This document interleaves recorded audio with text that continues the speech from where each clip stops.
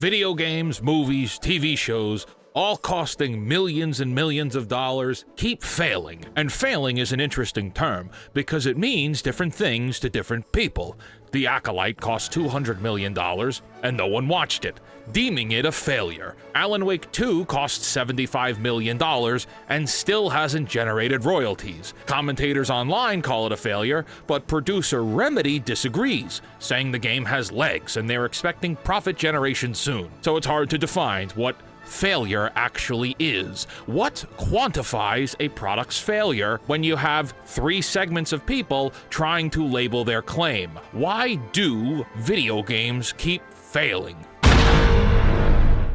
Hello, my friends, and welcome to The Pondering. I am the real-life fake wizard. If this video brings you any value at all, I invite you to subscribe to this channel where we're posting new videos nearly every day. The first group of people who try to place labels on things are the creators themselves, the production company behind the product. For example, Lucasfilm made The Acolyte and, allegedly, they had every intention of moving forward with a Season 2.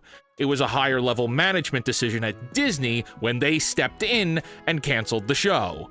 So that takes us to Group 2, the higher-level management. The money movers, the accountants, the people whose bottom line matters most because they care about the shareholders' interest more than employees or consumers. In Asia, NetEase terminated their Japan studio, Oka Studios, the day after the product, Visions of Mana, released, to turn their investment dollars to China after the success of Black Myth Wukong. Visions of Mana was not even available worldwide for a week before the money movers gave up and deemed the entire studio a failure. Group 3 is the most interesting group because they have the most power to make the most change, but they either don't know they can or they don't care. The consumers. The consumers are the ones whose dollars spent could radically impact the creation and production of future products. The problem with consumers, however, is as I just said, they either don't know how important they are or they don't care.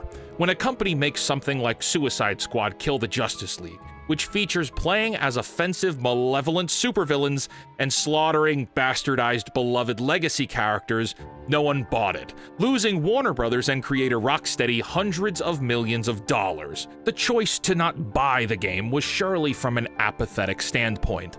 No one really cared. The game didn't look very good, the bad guys were marketed as insufferable protagonists, and the always online requirement is a tiresome grip that developers think that audiences don't care about, but they very much do. Suicide Squad flopped hard, and it was uncoordinated.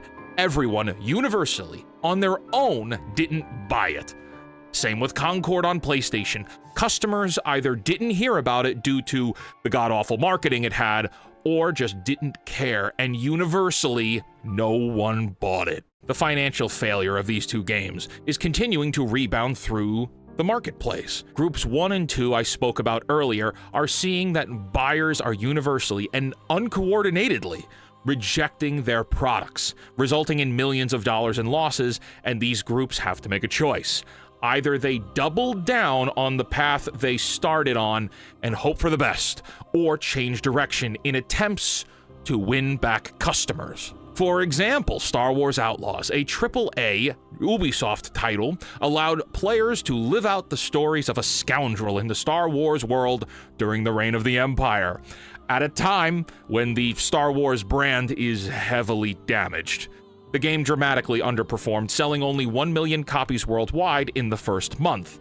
In its earliest estimates, Outlaws was expected to clear 8 million units in only a few months. Now, they don't think they'll get too far from the 1 million copies sold over the game's entire lifespan. That is not good, and with Outlaws' financial bomb came a stock value collapse for Ubisoft, which also is not good, since they have the extremely controversial Assassin's Creed Shadows set to come out soon after to put out fires, I guess? Question mark? Now, there's a little more lore here, and I'm trying to make a point that Ubisoft is in a position of having to choose. Do you stay the course, bite the pillow, and hope for a good time? Or make changes, go back to the drawing board, and try to deliver products that are a bit more inclined to a broader general audience? Ubisoft has had a pretty awful 2024. First, Skull and Bones, which was touted to be a quadruple A video game, financially tanked. Skull and Bones is rumored now to have cost Ubisoft anywhere from $650 million to $800 million to create. The game still hasn't passed 1 million players, and this was released at the beginning of the year. Then came Star Wars Outlaws and the stock price collapse, and so Ubisoft is faced with a choice of delaying or releasing Assassin's Creed Shadows from its November 2024 release date. Assassin's Creed Shadows on concept alone was already plagued with controversies, with more than a decade of Assassin's Creed fans requesting main titles to be set in feudal Japan, so they could play as samurai. Ubisoft finally answered these requests by giving us a game with dual protagonists where one is a female ninja and the other is allegedly a historical figure in Yasuke, the Black Samurai. I personally do not know the real-world historical relevance to Yasuke, and whether or not the story is true or fake, I also do not care at all. I gave up on Assassin's Creed after Revelations, but unlike me, everyone else seems to care quite a bit. And it makes sense. Imagine you're a fan of Assassin's Creed, and for many years, you've thought how cool it would be for the game to take place in feudal Japan.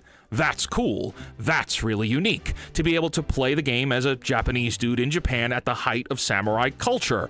That sounds neat. And I must agree, I think it's odd to take such a specific time and such a specific culture and choose this as the game to begin injecting, quote-unquote, the first historical protagonist in Assassin's Creed. Those are their words. And while Assassin's Creed does feature a plethora of real-world historical figures as characters that players interact with, it's only ever interactions or as quest givers. You don't play as historical figures in Assassin's Creed. You play as fictional characters that experience fictional stories set in the real-world historical times. Like that show The Last Kingdom on Netflix, about the Saxons and the Danes fighting over England. King Alfred was a real guy. Many of the characters in the show are historical figures, but the story is told through the eyes of Uhtred Ragnarsson, who is fictional in this context, but experiences real-world historical events. I say all of this to show you that Ubisoft has hit the turn-back point, and they've chosen to delay Assassin's Creed Shadows to Valentine's Day of 2025 in order to, quote, patch bugs, I guess? I don't know. I don't really believe them. I believe the game will be delayed even further, and we'll see reduction in the Yasuke character's role in the story progression quite a bit. But why is all this happening? Why are so many games filled with so many controversies? Why did Star Wars Outlaws fail? Was it really because Kay Vess is a woman and people actually wanted a Han Solo simulator instead? Or, as the Ubisoft CEO says, it failed because gamers' expectations are just too great and delivering quality is no longer enough. Is that it? Well, it's unlikely that Outlaws failed exclusively due to a sexism claim. Some of the most popular IPs have female protagonists. Last of Us, Bayonetta, Control, the Final Fantasies, Portal, Resident Evils, Mirror's Edge, the Nier games, Horizon, Metroid, Legend of Zelda, Tomb Raider. I mean, isn't Lara Croft one of the most well-known female gaming protagonists ever? She's a woman. For now. And then there's that claim from the Ubisoft CEO that gamers' expectations are just too great to manage and solid quality is not enough. And my friends, this is the steak to the potatoes, the last sandwich in the picnic basket, the words spoken aloud that probably should have stayed inside Mr. Guillemot's head. Gamers do have high expectations. Gamers' expectations are very hard to deliver on. But are gamers' expectations just too great to manage? No. No, they are not. And the root of this narrative is not just in gaming, it's in business. A business's job is to create products and services that answer a target market's need. A target market must be identified to have a specific desire, something they either want or need. Most businesses serve exclusively to solve problems. In this case, video games are wants. They're luxury items to folks who have enough disposable income to afford them. And that's a challenge right now for most people, because living expenses are astronomical, and folks need to choose between buying the $130 Star Wars Outlaws or putting food on the table for their families. Which means that gamers' expectations will certainly be high on principle because of high expense. The money they invest in your game is scarce right now. But gaming has always been a luxury, right? Why is now any different? Or, perhaps, it's not really that different at all. Mr. Guillemot's statement about gamers' expectations being too great is actually the thesis behind this video. Because it's not just Ubisoft that has this problem. It's most of the gaming industry, it's most of Hollywood, and it's most corporations in general. They don't understand who their customers are anymore. They don't actually know who is buying their products, what they look like, where they live, what their values are, what they care about. Companies don't care what customers want anymore, and because they don't care about what customers want, they will do two things. One, create what they want and then project those creations onto a marketplace that doesn't exist. And two, blame the marketplace that does exist, making excuses when those faux creations fail to sell. Why do video games keep failing? Why are pre-orders low? Why are movies bombing and shows getting canceled? Why are legacy properties collapsing? Because they're not being made for you. They're not being made for the target market that buys those properties. They're being made for a target market that either doesn't exist or a target market that marketing gurus are telling corporations to force into creation. Let's look at movies for a moment. Furiosa came out earlier this year. By all accounts, the movie was deemed entertaining. It didn't push some girl boss narrative, and it was reviewed well by both critics and viewers alike. And yet, it bombed. Was it because of some propaganda agenda? Or maybe because people just didn't ask for another Mad Max movie without Mad Max. Maybe that franchise was never a billion-dollar franchise to begin with, and people just don't care. Who was this movie for? Who was the target market? Concord was an Overwatch clone with ugly characters that cost $39.99. Did anyone ask for this? Sony will lose over $200 million when the dust settles on this. Who was this game designed for? Visions of Mana looks like a generic anime game with elements you've seen in thousands of other anime games. Even with the Mana title on it, who was this game designed for? And you can't say anime games don't sell well, because they sell incredibly well. Persona 3 Reload, which is just a remake of a PS2 game, sold over 1 million units in the first week, breaking records. Dragon Age Veilguard is reported to have very low pre-orders, and the game could be a flop. Well, I've played both Dragon Age 1 and 2 to 100% completion, and I loved the dark fantasy that these games brought to the RPG genre. When I see this Veilguard trailer, with how they pussified all the character models to make them ambiguously attractive for some perverted narrative features, I have to ask, who is this game for? The Qunari are supposed to be monstrous. That's part of their culture. The Arishok was a fantastic character in Dragon Age 2. What the hell is this Veilguard Qunari supposed to be? Why would I want to buy this? I don't, and I won't. And I know that many of you who played the original games will also be skipping this one. Hellblade 2, Dustborn, Star Wars Outlaws, Foam Stars, Skull and Bones, Suicide Squad, even Final Fantasy Rebirth didn't achieve sales expectations. Why is this happening? Why are games failing? Because companies aren't meeting customers where they are. All of the games I just described are different genres and made by different companies.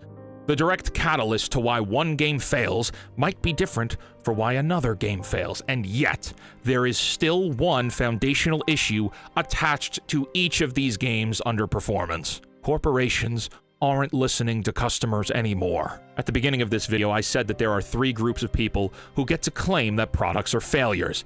And I said that the consumers hold more power, but they either don't care or don't know.